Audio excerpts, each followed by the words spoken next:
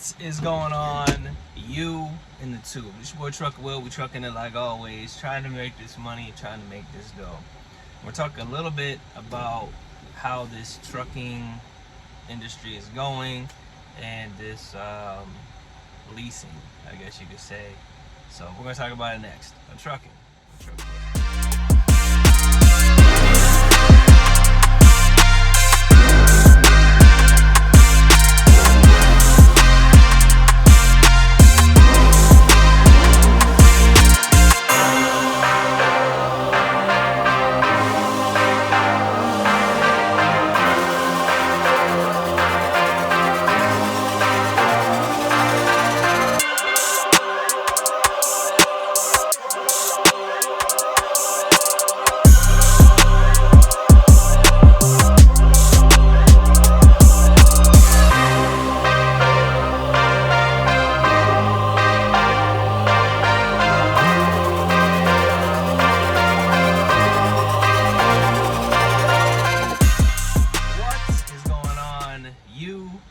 This your boy Trucker Will. We're trucking it like always, trying to make this money, trying to make this dough. But before we get into it, remember to like, subscribe, and share.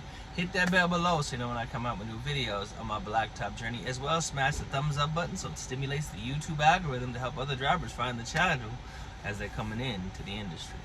So guys, we've been rocking it for almost seems like 10 years out here running, and this year is a little bit more challenging than normal.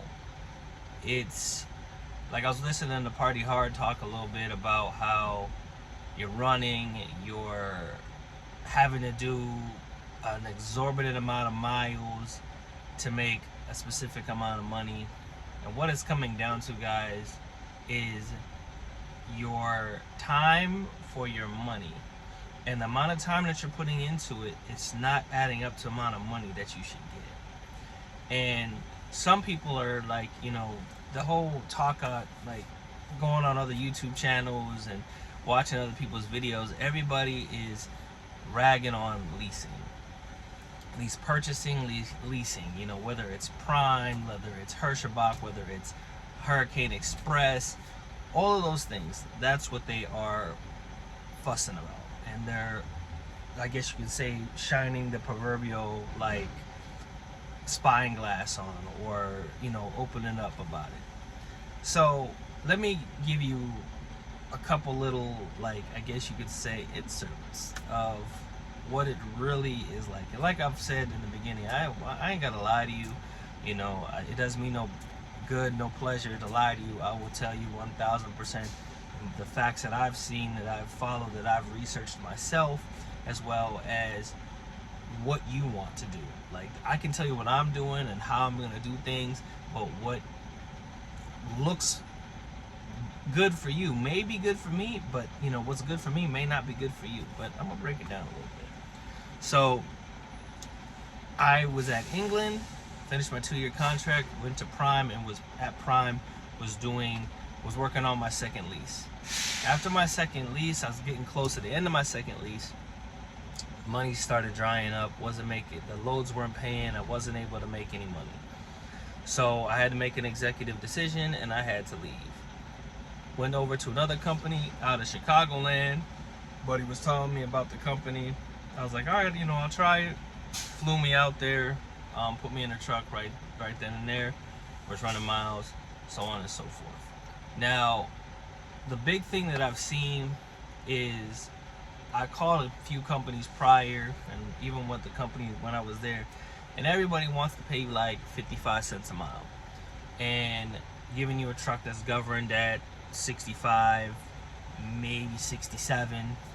You're not going to be able to put a whole lot of miles down at 55, 60 cents a mile. So when you do that math, you're looking at very, very little, you know, very, very little money. So for just so you guys have a real life, I guess you could say, version. So 55 cents times that by the average, if you're over there running at a Chicagoland company, they're gonna say you can run, we'll say 4,500 miles.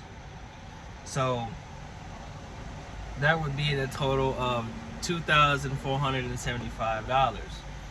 Now, legally, it's kind of rough to run that in a truck that's governed at 65 miles an hour. It's kind of rough. So your mega carriers are going to be paying you somewhere right around $1,500. To me, every company that I've looked at, they're paying all around the same. It's going to be anywhere from $1,200 to $1,700. Now, everybody will get on here, go get your own authority, go get your own truck. That's all I hear. This is all I hear when I hear people say that. That's why I don't say that. Go get your own truck. That's all I hear, because they're not telling you what goes into you having to get your own truck. You know, what I find is that everybody is trying to tell everybody what is good for them. I'll never tell you what's good for you. You can only tell you what's good for you. I can only give you insight on my experiences and what you might come up against when you are going through those situations and going into the next part of your life. I can only do that. I can't persuade you to do this or persuade you to do that. I can only give you what I've gone through and the challenges that I have experienced. So in that, you don't have to hit every branch on the way down, because I've already hit all the branches on the way down, so it helps you. So going over to the Chicagoland company, will you make money? Yes. Will you make more money than most mega carriers? Yes. But you're gonna be doing sketchy shit. Like, seriously, you're gonna be doing some sketchy shit. Running your ass off. Now, me and my buddy Nip34, we used to have these conversations, and in these conversations, we used to always say, man, he always used to say, man, if I didn't have to run with these logs, I could make more money. And I heard him, but I was like, bro, it didn't make sense to me at that time. But now I get a better understanding of what was being said, why it was being said. But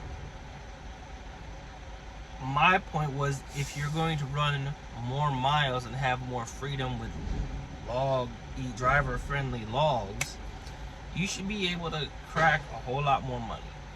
And on average, you weren't. Like, I did it for a year, trying to, get caught up from what I got mutilated by primes, money not coming in the way it was supposed to be coming in. And you weren't making any more money. I had more weeks of $1,500 paychecks than I did 27, 28, 3,000. I never cracked 4. I was always in that 21 to 27, and at the low end 1,300. So 13 to 27, but I had more $1,500 weeks than I had $2,000 weeks. And I'm running my ass off. And you come to a point where it's not worth it. I'm not a young buck anymore, yo. I mean, I may look young, but I'm not a young buck anymore. I'm not an old head like the old heads, but I'm a middle-aged old head. The beard starts to get grays, and you start to get grays on your head, things of that nature. So you're that. You have that aspect into your life. And I was watching a little bit of Slompag's video this morning, it's rising, and she's talking about the same thing that I was thinking about. Was like, everybody's talking about how leasing is this and leasing is that, and leasing is a scam. Big Rig Nation's talking about leasing is a scam, and this and this and this, that and that and that. But they're not talking to you. They're not telling you what the latter option is. What is the option if you're telling me this is bad, this is bad, this is bad, this is bad, this is bad, this is bad, this is bad, everything is bad? You're not telling me what the latter option is. So I'll tell you what a latter option is. And it's not going and buying a truck, because the profit margins right now are slim. They are very, very little, like very, very little. And the loads are not paying crazy. They're not paying a lot.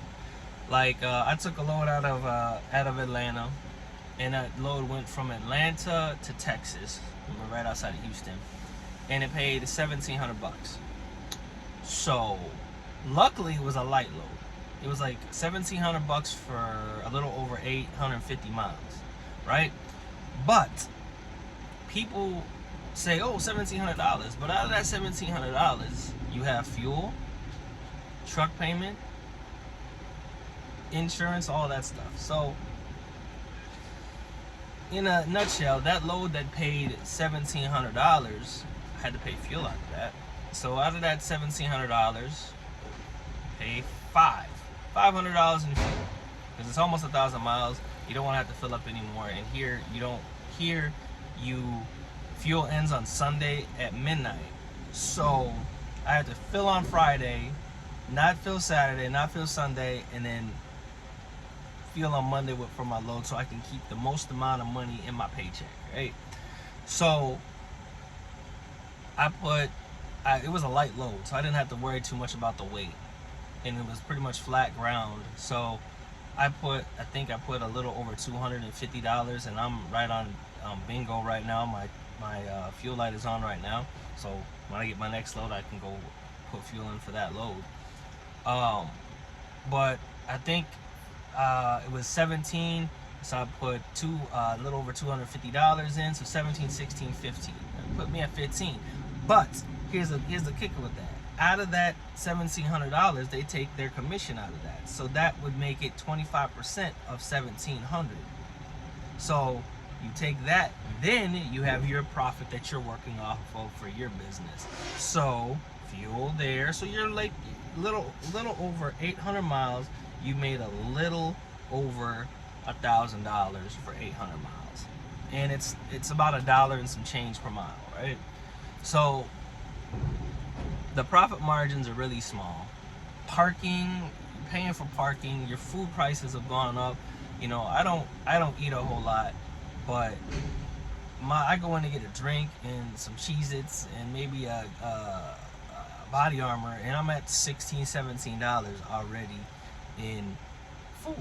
So your spending is going up, and you can eat on the truck, you can do this, but you're still spending. So I would take, if you want to listen to anything that I say, if you have the opportunity, get your CDL, keep it, try to find you a local job, put you home every day, go work at the ports, go do fuel hauling, go do local day cab running, so you're home every day. You do have the possibility of making more money doing OTR, yes. And the reason you have the possibility of doing that is because you can get a good load on top of a good load on top of a good load. You can get loaded early. There's a lot of doors that you're allowing to be opened. If you over here in this one spot, you're cornering yourself in specific doors that can be open. So the possibilities, yes, there's possibilities to make more money out over here on OTR, but you're limiting your possibilities when you are at home. Outside of you investing your money while you're driving, outside of you making content like most content creators that are drivers, it's just another form of money, or money access for them. It's another business for them. It's another revenue stream for them. So you have to understand, if you read any books, Diary of a CEO, Think and Grow Rich by Napoleon Hill, Beast from Jackal Island, Who Stole My Cheese, different things that will help you stimulate your mind. You'll understand that you're doing one job, but you have to have multiple streams to become a millionaire. You're not gonna become a millionaire by being in one lane. You're gonna have to have multiple lanes to become a millionaire.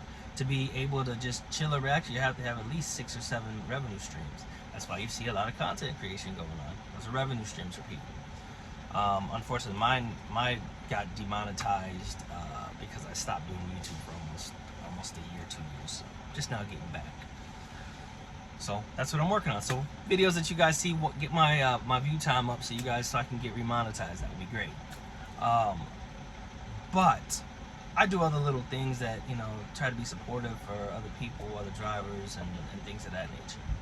But I'm thinking about going into another career. During this 10 years, I'm not 20 anymore. I think I started in my late 20s. I'm not in my late 20s anymore. And my son is 16. I got grandkids. I want to spend more time with my wife, travel, do some things like that. Hang out with my sister. My moms and my dad are both getting up there in age. Got a mother-in-law who's a little older. Time. I used to say this thing, right, guys? People focus so much on the goodbye, but they never focused on the hello.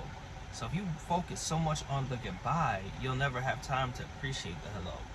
And then when the hello is no longer there, you start resenting and being angry about how many times you said goodbye. And I just don't feel energized to do the driving anymore. I don't feel the excitement of going to a different state, a different city, going to a shipper or receiver. People are rude. People are disrespectful. People are nasty. People talk shit. People want to call you out your name. That people want to treat each other bad just because they look different, they talk different, they are different. That's horrible. You talk about English proficiency. You talk about people that are from a different country. All those things. But if it was you, I've heard so many people that I literally were real cool with, they gave me a whole different side of them that I was like, wow. Everybody is out here trying to make a living for themselves. I ended with this. Everybody's out here trying to make a living for themselves. Everybody's trying to support their families. Everybody's trying to support their kids. Everybody is trying to make ends meet in these tough times. But when I hear somebody say to me, this is what was said to me by somebody that I'm pretty cool with. They said to me, I'm so happy that I'm a white man in America right now. Now, most people don't realize, they realize but this was said, and I was like, wow. What are you implying then? That it sucks to be a person that's different other than you? I mean, I didn't get mad at him, I just was like, wow. And then everybody is being riled up about different people from different countries coming over here driving illegally and things of that nature. Yes, I understand that. I completely understand it. But I want you guys to understand this. You're focusing on one narrative, one thing that's being blown up. Focus on this. Do you care if the guy that works on your car, that's good at it, whether he speaks 100% efficient English? No. Do you care the person that's behind cooking your food, that can make you sick and have the shits? Do you care if they speak 100% English? Do you care that the mechanic that's working on your car, working on your truck, that's good at working on your truck, if he can turn that wrench, are you concerned of whether he speaks 1,000% English? But you hear on the news, oh, they're driving an 80,000-pound truck. Yeah, I get that. But it doesn't make any more difference. The same damage that person can cause is the same damage that the person can cause if they don't tighten your lug nuts. Oop, yep, steer tire gone. Whoop, death. Oop, didn't tighten down the transmission. Fallout. Death. Like, understand, guys. Don't be played. Don't be sheep. Life out here has changed. We all need to work together to get to another path. We see so much negativity. I mean, our algorithms have changed so much where it's nothing positive. There's just nothing but negativity. It's old, played out. If you guys want to lease. If you guys want to get to another level, you want to do a lease purchase, cloud trucking that helps you get into a truck. If you don't have money, stacked up for credit and things like that, don't let that limit you. Don't let everybody limit your possibilities of your mind. Everybody's showing you limitations. They were literally throwing limitations on your head and saying, you're limited, you can't do it, sorry, you need to have perfect this, and if you can't do it, you shouldn't do it. Screw them. They don't have your determination. And the thing that bothers me is that people that sit high and have made it, they feel it's their duty to tell you that you can't make it because you didn't do it the way they did it, because you don't have this access to the same things that they had access to. Access is key. If you don't have access, do not, I repeat, do not let that limit your possibilities that you have set on yourself, and don't let other people put limitations on your life. Your life is your own. Run it, work it, provide for it, establish it. If you want one thing I can say, and I'll leave this with you guys, if you have an idea, you have a dream, you have motivation, write it down, make it plain, make a plan for your plain plan. I'll say it again. If you have an idea, if you have a goal, if you have a drive, write it down, make it plain, and then go to chat and write out and speak what you want, and give yourself a organized goal to get where you want to go. Don't let people limit you. You're amazing. Keep grinding, keep hustling, and keep going. I'm rooting for you. Remember to be blessed, less stress, keep the left door closed, right foot down, only when it's safe. And like always, guys, safety starts at the door.